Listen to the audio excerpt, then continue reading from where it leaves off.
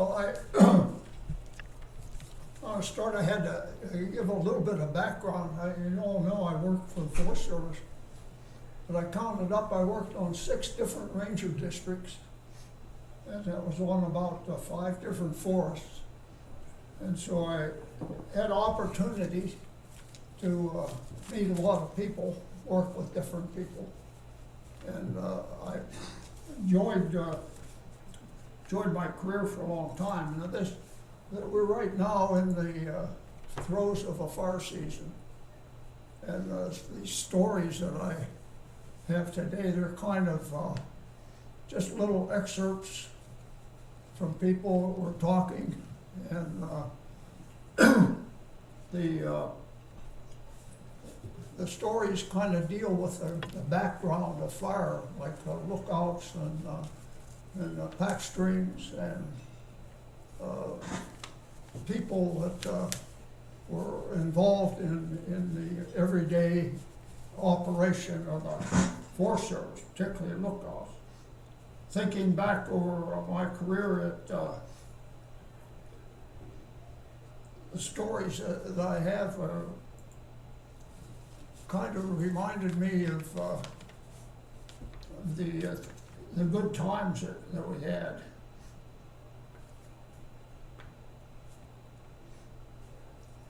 Maybe it was the time and place or the person that told the story that impressed me, but they stayed in my mind for all these years.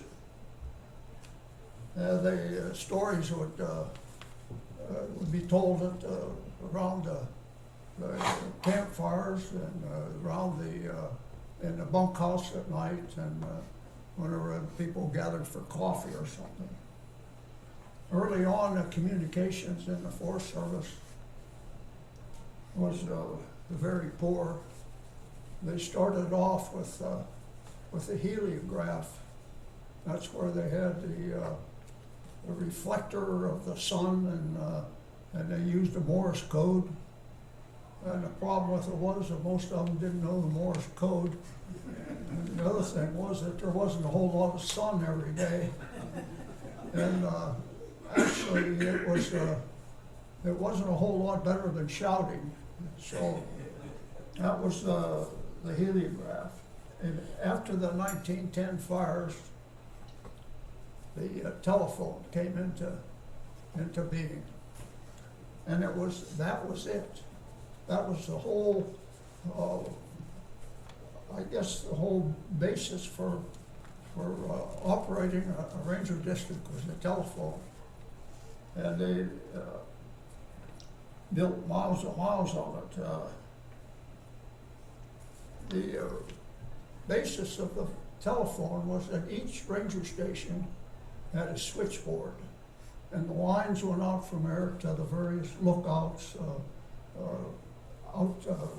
backcountry stations, in a lot of cases even trail junctions, the major trail junctions. They might have a box with a telephone on it, and they could call within the ranger station. The outside was maybe one line that went and hooked into the commercial lines.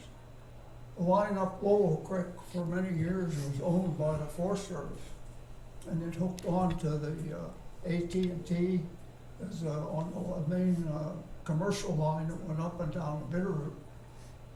But the Forest Service line up Lowell Creek was owned by the Forest Service for many years. Same with from Priest Lake to Priest River. Forest Service owned that line for many years, and it was eventually sold off. I'm not here to necessarily talk about the telephone line, but they built hundreds of miles of it. And this is a sample of the number 9 wire that was used. This was a grounded system. There was one wire, and the ground return was done through grounding the system at both ends.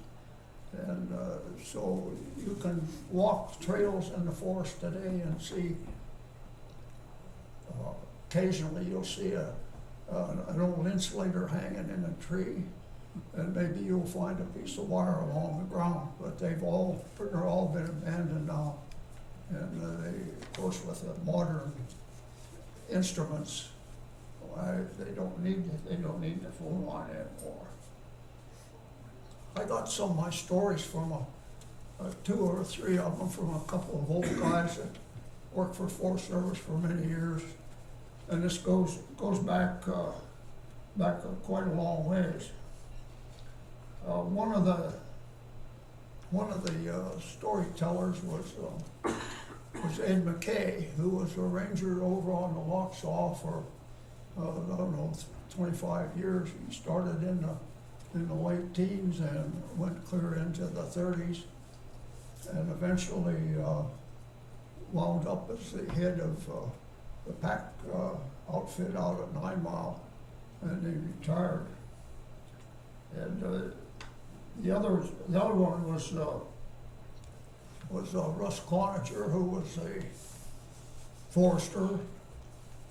He came to the St. Joe. He was started out early. He worked out of the Red Ives Ranger Station on the upper end of the St. Joe River. And the rest of the stories were ones that I actually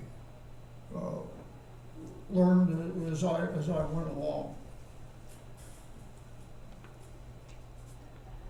The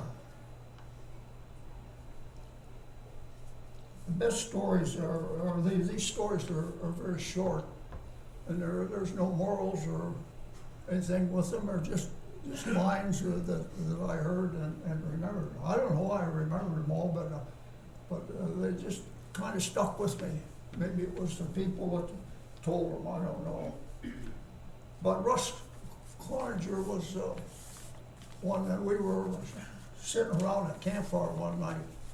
We were out in the back country, and of course, just sitting around, there's just two of us, had to tell stories. So he would tell me about inspecting a lookout. Now, Russ wasn't always the most popular guy on the forest for some reason, but I liked him. He was a good person. And he told me about inspecting this lookout. It was Buzzard Roost, and that was on the old Red Ives district. Russ, I think, was a alternate ranger there at the time. They don't have that position anymore. But one of the things was there wasn't a particular rule or anything, but the inspector was always expected to be served lunch when he went up to inspect a lookout. And there were some reasons for that. It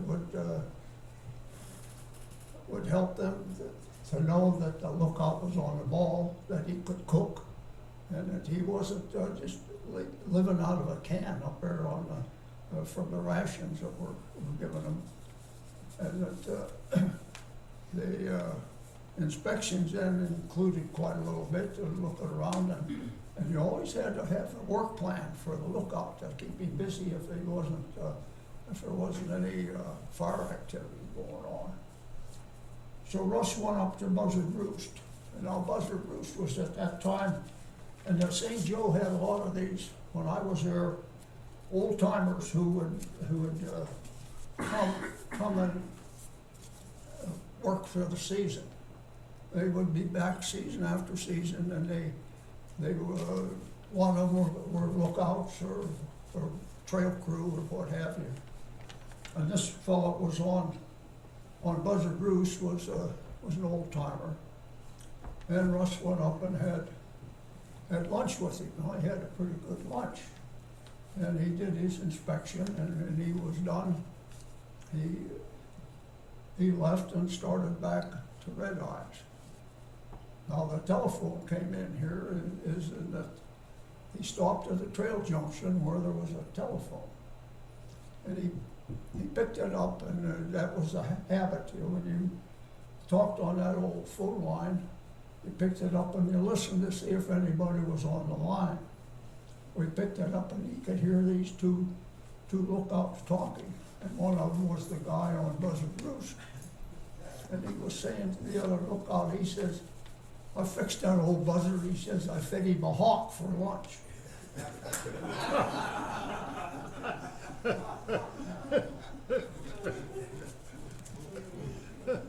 So I told you there was no moral to these stories. Now, Ed McKay was a longtime ranger in there at Powell. In those days, there wasn't a lot of timber, there wasn't a lot of logging going on. There was very little, but it was all backcountry, and there was a tremendous load of trail maintenance and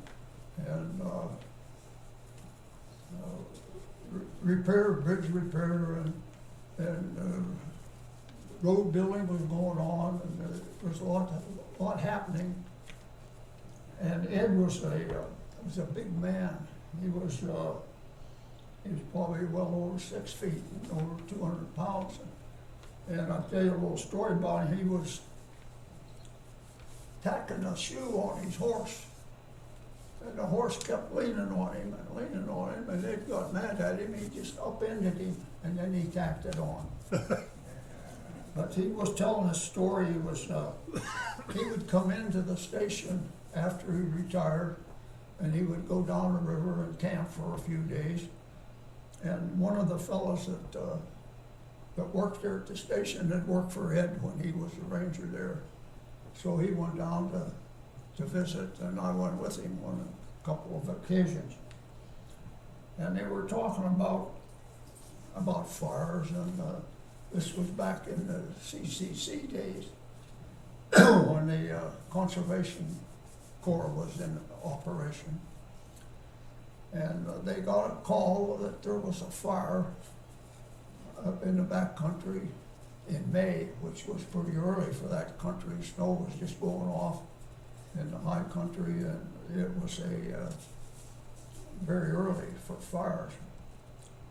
But Ed got on the phone and he called it, but he couldn't get a pack string because the string wasn't, the backstock wasn't distributed to the districts until May, whenever they could, the country was beginning to open up.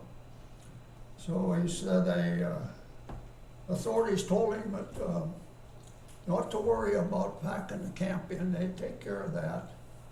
And he wanted to order a couple crews. They said, well, we'll get you some CCC boys. Which they did. They put them on a truck, and they trucked them in as far as they could get on the road. Now the road that they were going in on was being built toward the lookout. But in the fall, before they finished the road, the snow ran them out, and so they stopped. It was in kind of a saddle. And in the saddle, now with the snow melting, there was a lake, water standing in the road. And of course the trucks drove in there. It was in the middle of the night. And they had these CCC boys in the back of the truck. And the minute they stopped the truck, well, they jumped out, not knowing that the water was about knee deep. And some of them hadn't tied their shoes. And when they hit the bottom of the deal, they were in the mud. And so Ed says, here they come into camp in their sock feet, he says. And so that was the story of the CCC boys, but they still had to get to camp. And this was probably one of the first airdrops in the region. I don't know how much of it was with a chute, but a lot of it was free fall. And then wrote a little report and said the plane zoomed in and the plane zoomed out, and they had their camp, and they eventually put out the fire. We used to hire a lot of students from college, young people that were starting college, and kids that finished high school wanted a job. And we hired them sight unseen. We didn't know them. We got them from all over the country.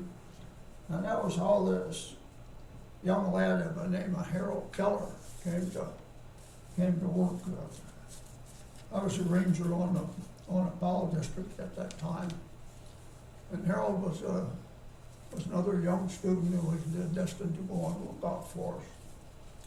Now, he was just out of high school, and he was very gullible. And of course, the crew picked on him right away with the little things they did to gullible kids, send him for a left-handed monkey wrench and that kind of stuff.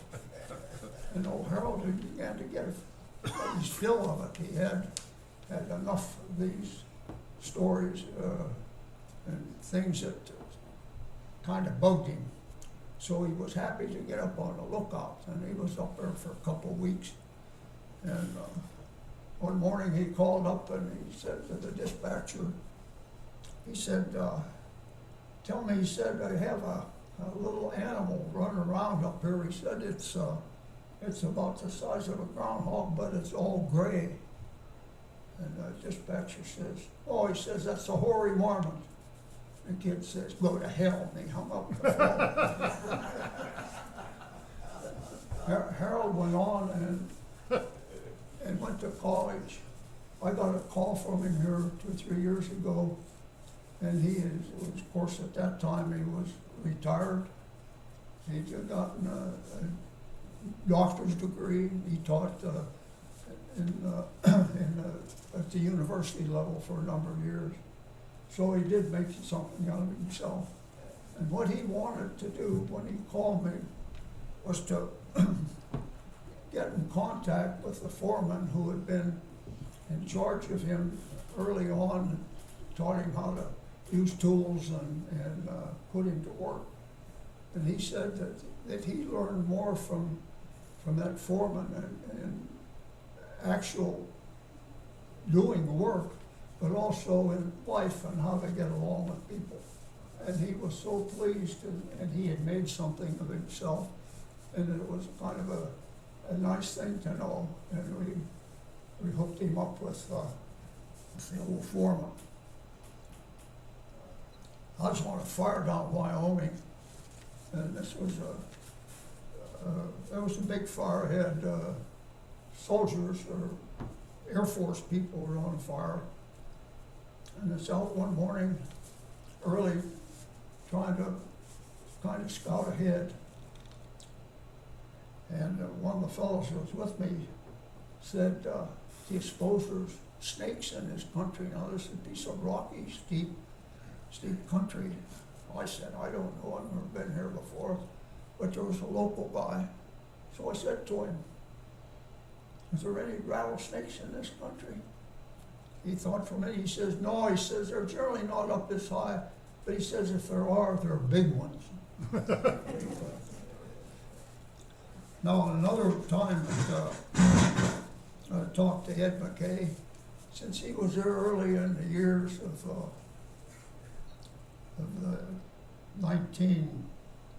early 1900s up till 1930 something. They were building a lookout on a post office. They had 2 Swedes up there that were doing the building. Now this is before there's roads into that country. The road at that time ended at Lola Hot Springs. And Ed was working around the station, and the phone rings, and these Swedes called up and said that they were out of snooze.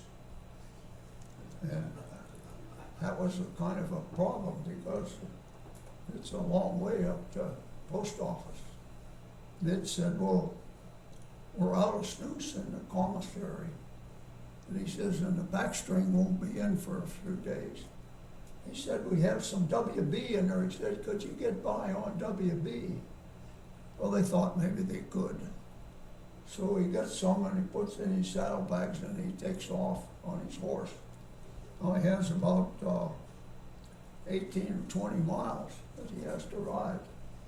So that takes him a while, and it's late in the afternoon when he comes up the trail. Here they come down the trail, and he reached in his saddlebag and he pulled out the WB, and when it came up there, he handed the package to the guy, and he took it, he ripped it open, and went, oh, and he satisfied his snooze. That's the end of that story. Oh, that's the end. Yeah. We had we had a young fellow on a lookout one weekend, and there was a lightning storm went over. And the storm started a few fires, and the dispatcher was busy, and this young fellow called in a fire, and he was on a lookout on one side of the Lochsaw River, looking clear across at the other side, and he reported this fire. And the dispatcher says to him, he said, I'm gonna order a couple of jumpers.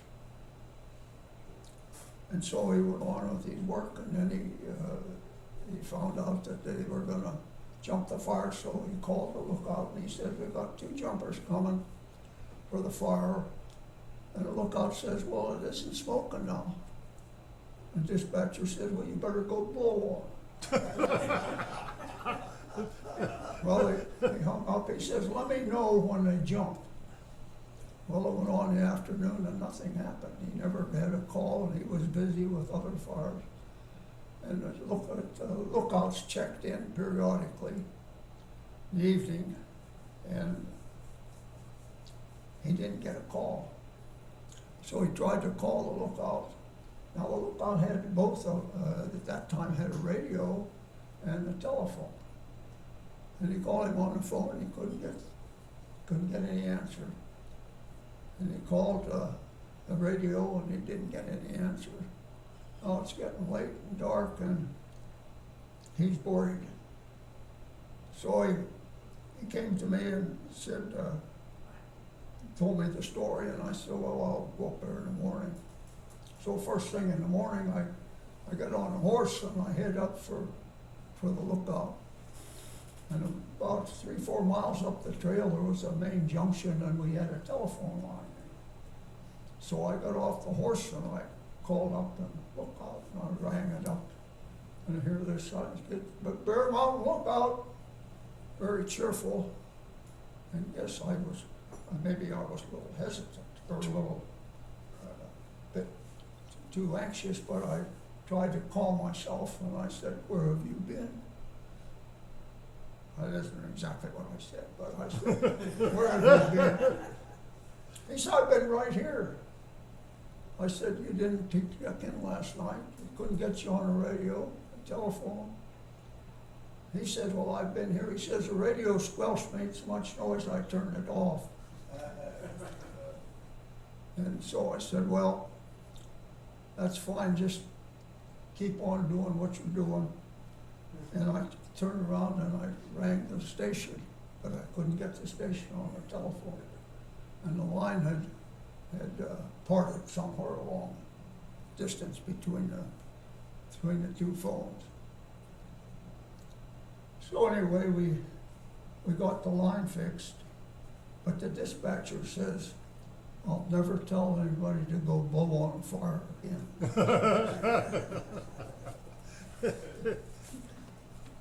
We had a lot of fires in that time, and that was back in the days when we had a lot of pack stock. And these backcountry fires, we jumped some of them, and this one happened to be a little later in the season, and we had a fair crew there at the station, and it was, we didn't have the lookout man apparently. Anyway,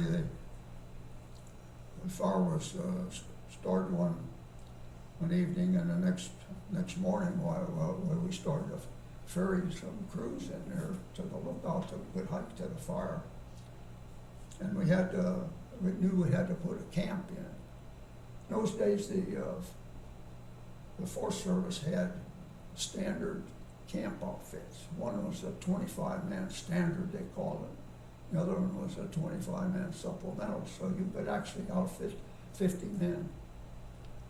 And that's about what we had with people coming in and that to man the fire.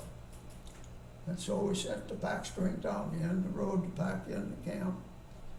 And he was busy, but we had the 50-man outfit.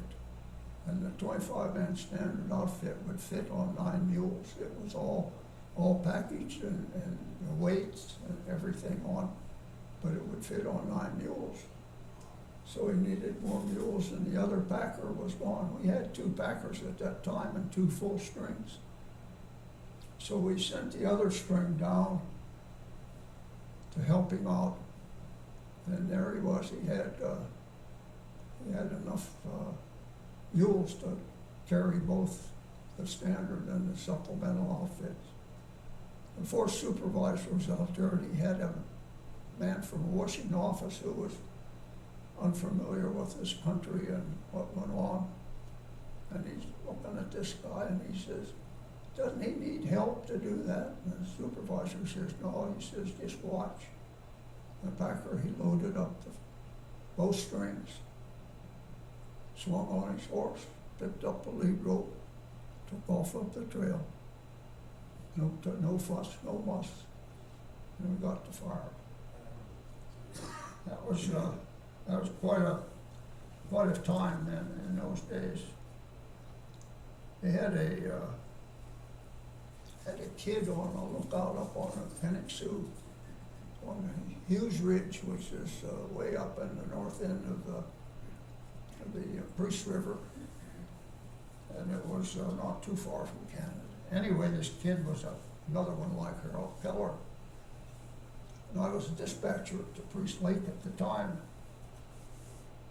and we had conversations over the phone. That was one thing about that telephone outfit. You could talk to, you could hook the lines together, and the lookouts could talk in the evening, and we could talk without any interference from outside, because this was all kind of a private outfit. Anyway, I talked to the kid, and he told me he was kind of nervous because the alternate was coming up to inspect him the next day, and he was feeling kind of nervous about it.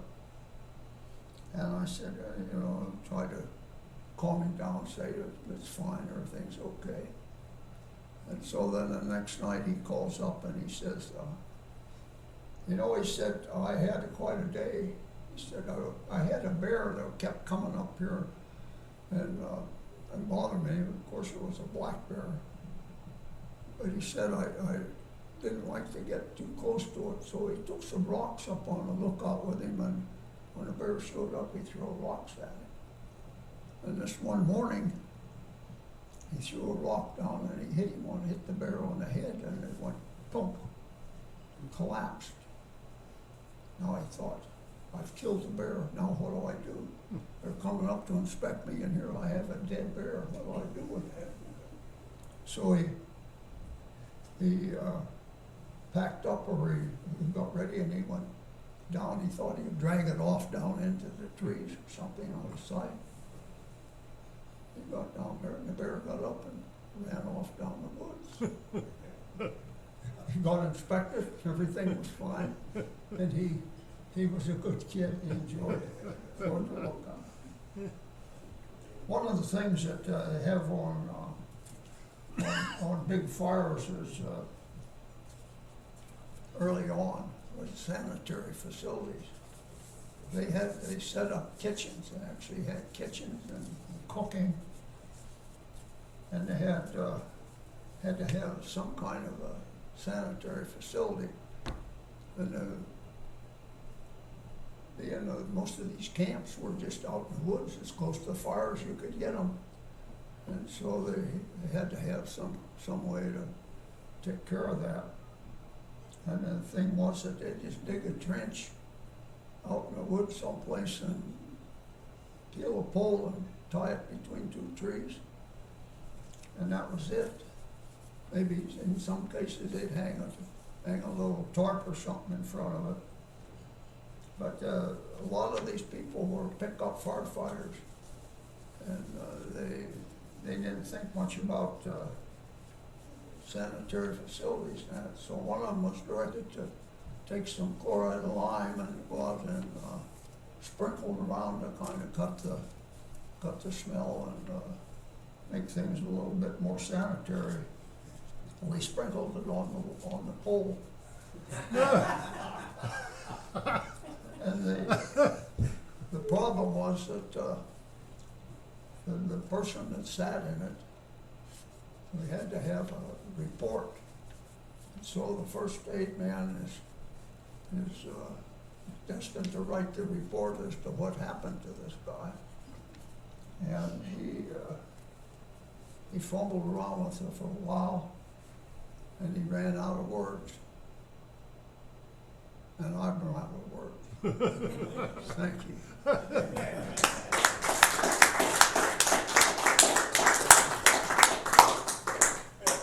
Do you have any questions? Did you pass that wire around? Are there any other folks here who have had experience of doing firefighting in their careers? Oh, yeah. Yeah, sure. Anybody else? It kind of reminds me, I was 17 years old, and I lied about my age, told them I was 18 years old, and I had my first summer with the Forest Service.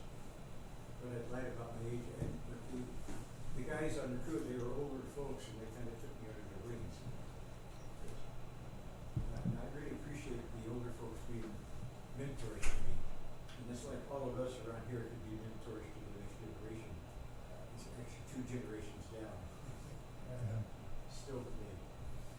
What was the time span that encompassed these stories from when to when? 30s, 40s? Oh, it goes back into probably the 50s. Yeah. So, when I was with Russ Conger, that was in the mid-50s someplace. Yeah. Yeah. And then, of course, Ed McKay,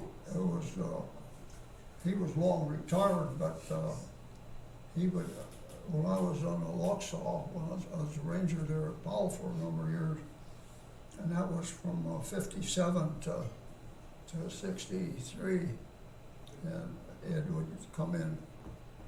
He had old friend, old Heine Williams, who had been a packer there for many years, and they would come in and they'd go ahead, set up a camp and just sit around, talk, and it was interesting to go and listen to him talk. I didn't have a recording of it. It would have been nice to do it because there was a lot of stories that I don't even remember now, but they were. I can't understand why these stories stuck with me, but it must have been just the atmosphere at the time, and I enjoyed listening to them, and I've carried them with me all these years. It's been 50 years, I think, since I heard most of them. Yeah. So. We used to call those smoke stories. If we were sitting around the fire, we'd be telling these kind of stories that we were referred to as smoke stories. What's that? Smoke stories. You said a lot of the stories were called smoke stories back then, as people sat around the campfire talking. Yeah, that was. I didn't know that term, but we had in the backcountry stations like Waukesha and some on the St. Joe and that. There was a bunkhouse, and the crew stayed in the bunkhouse and ate in the cookhouse. And then in the evening, they sit around and play cards or read books or something. But a lot of them would get us talking about the day's work that they had worked at and what went on. Some mutilated animal they saw or some kind of a problem they had. I remember one it was at Bonner's Ferry, and they had a backcountry cabin. Oh, it was on the road, but it was a work center. And we were sitting around in there one day. We'd been maintaining phone line all day, and the alderman came in and he says, he says, who fixed that pole up such and such a drainage? And of course, had been us, 3 or 4 of us. He says, you got the pole in backwards. He says, go fix it. So we got up from the dinner table and went and fixed it. All he had to do was turn it around, because the next day they had a slope on the top of the pole, not 2 ways, but just 1 way. And it had to face away from where the wire hooked on. And that was just a matter of turning the pole around. But he wanted it up to standard, and that's what it was. Foresters had a standard for everything. All the trail maintenance, road maintenance, telephone line maintenance, there was a handbook to it. And if you didn't do it according to the handbook, why then you were not right. So you had to make things right. You learned how to do it. And some of these alternates were pretty doggone industrious, or they wanted the things done right. So you were in your 20s when you started with the Yeah. Forest Service, because you were I was just I was old just out enough of to col- I was get just in out on of it. col- Well, I wasn't quite out of college. I graduated Yeah. in 1950 from Penn State, and I'd worked the summer before and at Bonner's Ferry. So I had a job I knew I could come to, and I did, and it went on from there. But, it was just interesting. Myra Schultz is one of our members here, and she was a little girl at Bonner's Ferry when I worked there. Her dad was a ranger, and Myra was just a little girl. There's one character, of course, that is my all-time favorites. That's old Rastus, Oh, Rastus Reed. Yeah. Some of you may not have heard some of those stories, but Rastus was quite a character with his what do you call that, a windbreaker? Oh, no, it was a Mackinaw coat Mackinaw coat, there you go. with it had a pocket in the back, and Rastus packed his beer in that. He had, and that was 4 cans, before they had a lot of canned beer. So he'd have bottles back there, and when you heard him coming, you could hear him clanking. He was, when we hired him, I was the dispatcher there at Priest Lake, and he was